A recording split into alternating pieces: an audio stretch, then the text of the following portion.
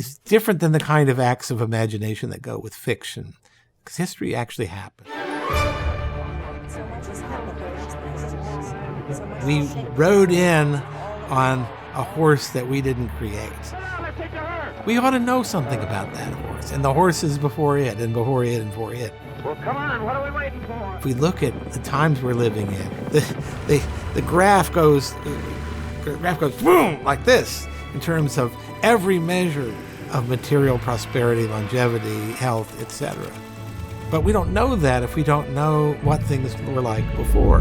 We live amid the greatest abundance. It's up to us to enjoy life to the fullest and to make it count. There's a tendency to think we can decide questions of principle by reference only to abstractions. History is concrete. History fills in the blanks with real world events and real people, things that actually happened. And we can test out our principles by seeing how they operate in history.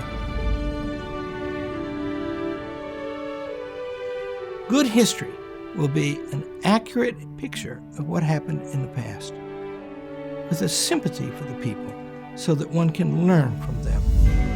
It gives us a fixity that is made up of things that at the time were constantly shifting and hard to estimate. It is possible, of course, of landing a man on the moon and returning him safely to the earth. I think U.S. history is a really extraordinary moment in the history of the world. The story of this country is one of the most interesting, exciting, compelling stories that you could tell about human life on this planet. Returning to our history and seeing why things happened the way they did can give us some insight that we might not otherwise have. World War. The study of history expands you. You learn to empathize with very different ways of living in the past. I think that's fun. I'd put it up against anything. I'm Wilfred McClay, professor of history and letters.